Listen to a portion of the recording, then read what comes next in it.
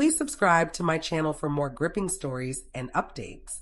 My attorney has already prepared the documents. As of now, this house belongs to me. My brother's voice reverberated through the shimmering chandelier prisms, carrying the weight of a judge's verdict. Without a flicker of hesitation, he faced the gathered crowd, raising his glass with authority. She has no place here anymore. A few relatives chuckled, their laughter slicing deeper than any spoken barb.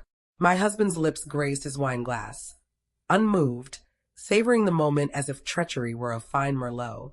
Beneath the table, my best friend's grip tightened on my hand, her nails anchoring me to the reality that I was still here, still alive.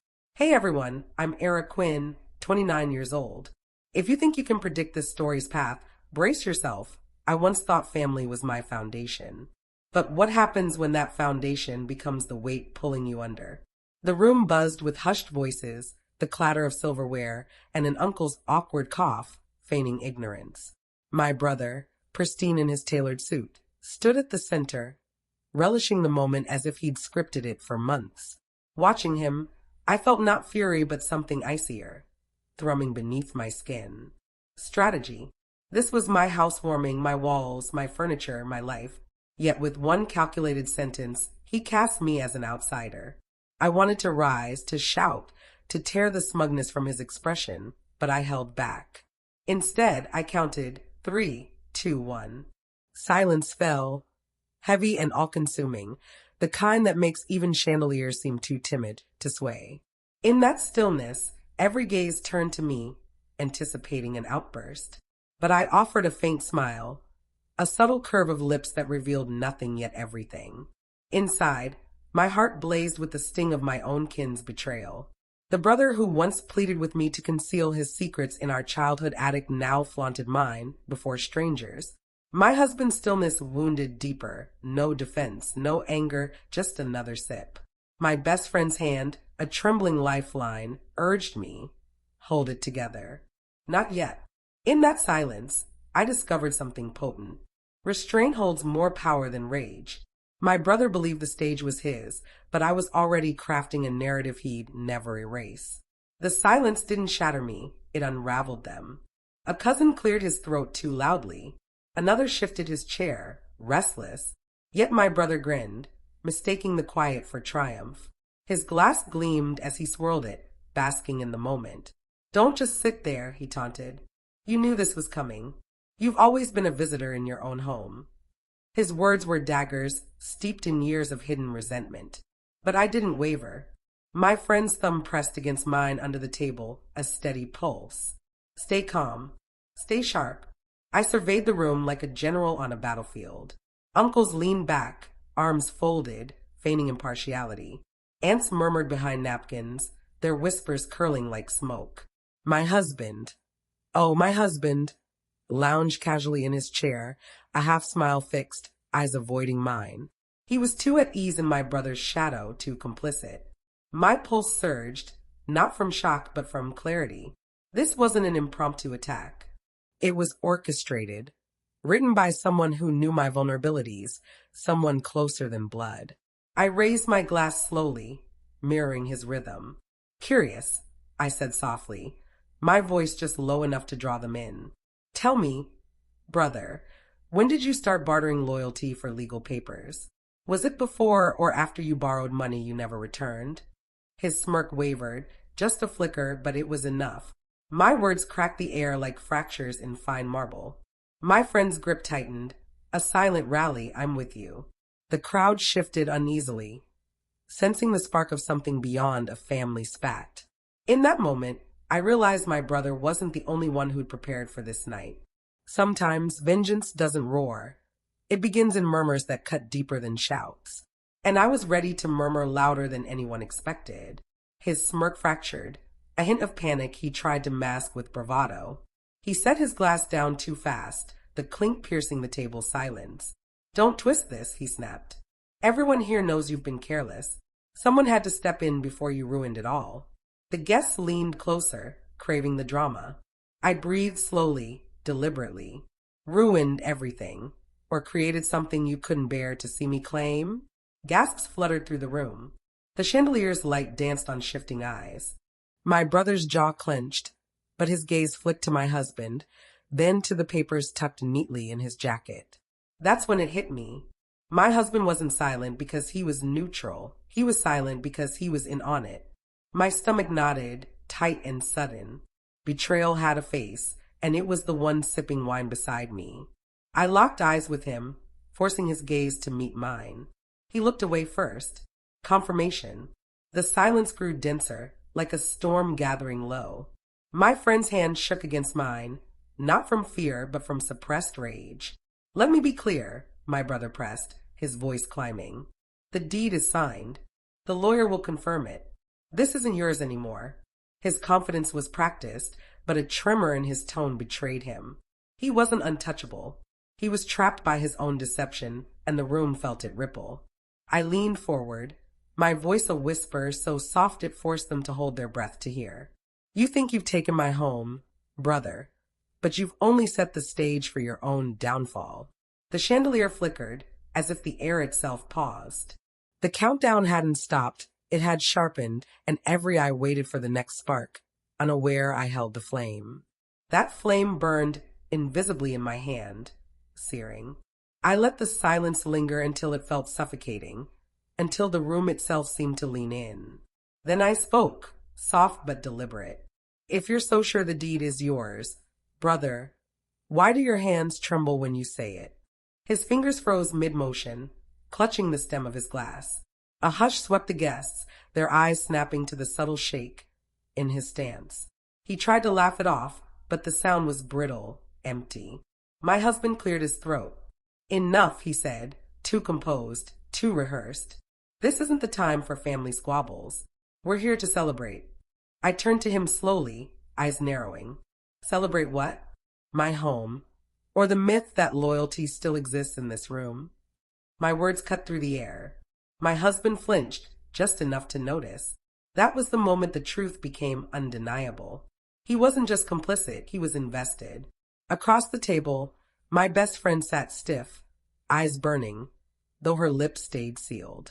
She squeezed my hand hard, as if transferring strength through her touch. It worked. My fears sharpened into focus. Tell me, brother, I pressed, voice steady.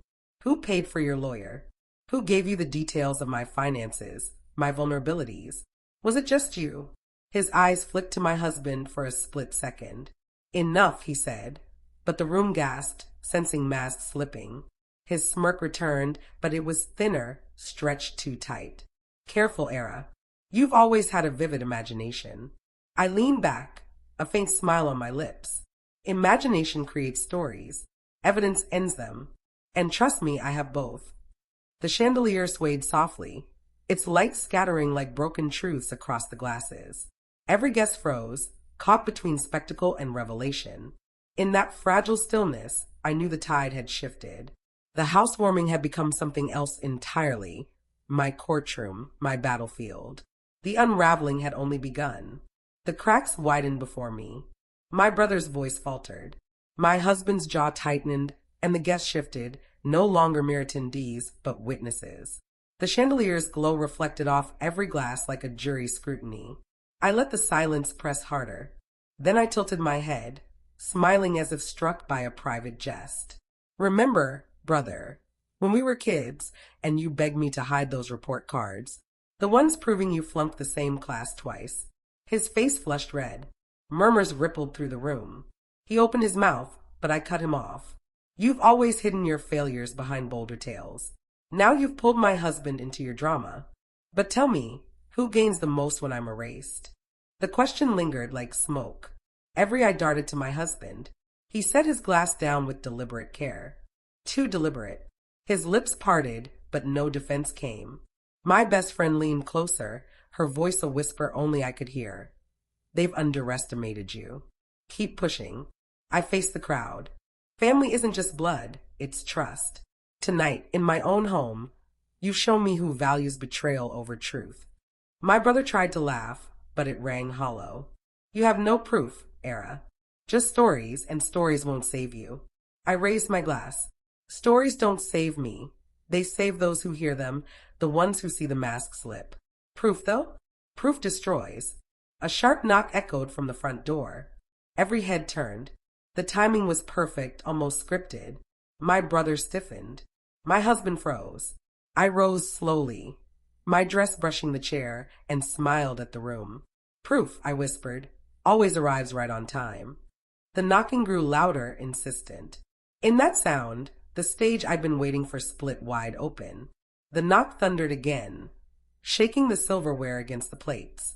Every guest gaze followed me as I crossed the polished floor, my heels clicking like a judge's gavel. My brother's voice rose, edged with panic. Don't open it, Era. That desperation was all I needed to know. I swung the door wide. A courier stood there, dressed in a dark suit, a leather satchel across his chest. He adjusted his glasses and spoke with calm precision. Delivery for Ms. Quinn. Legal documents. Sign here, please. A murmur tore through the crowd. My brother lunged forward, face paling. That's mine, he snapped, reaching for the envelope. The courier pulled back, eyes narrowing. I'm sorry, sir, this is for Ms. Quinn, verified by ID. His hand extended to me. I signed with a steady hand, my pen cutting across the paper like a knife. The courier handed me the sealed envelope, heavy with certainty. I thanked him, and as the door clicked shut, silence reigned. I returned to the table slowly, relishing the dread etched across my brother's face. My husband sat rigid, sweat glistening on his brow. My best friend whispered, "Open it." I tore the seal. Inside were notarized copies of my deed, stamped, irrefutable, alongside bank correspondence. Every payment traced, every signature verified, and at the back, a revelation. Forged attempts bearing my brother's name and my husband's signature. The air crackled. I spread the papers on the table, the evidence glowing under the chandelier's light. "You wanted a stage," I said softly. "Here it is." Gasps surged like a tide. My brother lunged, but stopped short as every eye pinned him. My husband's lips moved, but no words came. He looked smaller, consumed by truth. I didn't need to shout. My silence carried more weight than any scream. The housewarming had become a reckoning, and it wasn't over yet. The room pulsed with tension. Every breath was shallow, every glance razor sharp. My brother's hand hovered over the papers like a thief caught in the act. My husband leaned back, eyes darting for an escape only he could see. I stood taller, letting the silence press heavier. Then I spoke, calm and measured. Forgery, conspiracy, betrayal, all cloaked as family concern. Tell me, brother, how long did you think the charade would hold? Until I left? Until I broke. He stammered, words collapsing into incoherence. His confidence had bled out, leaving only desperation. "It wasn't supposed to go this far," he mumbled. Aunt Lydia gasped. Someone muttered, "Unbelievable." The party had become a tribunal, and my brother stood accused. I turned to my husband. His silence betrayed him more than words could. "And you," I said, my voice cutting. "You knew. You let him prey on my trust while you poured my wine." He shifted, finally meeting my eyes, but all I saw was weakness. "It was just business," he muttered, feeble. The excuse of a defeated man. "Business," I echoed, my tone icy. "Marriage isn't business. Trust isn't a transaction, and betrayal is never a gain." My best friend rose slowly, her voice slicing through the haze. "You both underestimated her. That was your first mistake. Your last was thinking she wouldn't fight back." The crowd stirred, emboldened. Whispers turned to judgments, judgments to verdicts. My brother shrank under the weight of their stares. My husband drowned in a silence that condemned louder than words. I gathered the documents, pressing them to my chest like a shield. "This house isn't yours," I said firmly. "It never was. But tonight, everyone will remember it as the place you lost more than walls. You lost me." The chandelier swayed, its crystals chiming like the universe's applause. One final act remained. The final act unfolded not with shouts, but with quiet resolve. I stood at the head of my table, the papers spread before me like a reclaimed throne. The guests who once whispered doubts now looked at me with new weight in their eyes. Respect, perhaps awe. My brother's shoulders slumped, his bravado leaking away. "Era, listen," he began, but his voice cracked, fragile. He was no longer the victor, just a boy caught in his own snare. I held the deed aloft, its truth gleaming in the light. You tried to erase me, but truth leaves marks you can't scrub clean. My voice was steady, each word cutting deeper than any courtroom could. This house is mine. My life is mine. Your betrayal has no home here. The guests nodded subtly, even those once neutral now siding with me. The tide had turned, irreversible. I looked at my husband. He wouldn't meet my eyes, his hand gripping his glass until it shook. You chose silence when your voice could have mattered, I said softly. In that silence, you showed who you are. So tonight, my promise is clear. You will never sit at my table again. He swallowed hard but said nothing. His silence was his confession. My best friend linked her arm through mine, grounding me. Her presence proved loyalty endured, even when blood and vows faltered. I turned to the crowd, my words quiet but unwavering. Let tonight be remembered not as the night I was betrayed, but as the night betrayal was defeated. The chandelier glowed brighter, its light scattering across polished wood and shattered illusions. My brother bowed his head. My husband shrank in his seat. The guests rose, some in solidarity, others in shame. I pressed the papers to my heart and, for the first time that night, truly breathed. The weight lifted, replaced not by anger but by clarity. Betrayal had built this stage. Justice had drawn the curtain.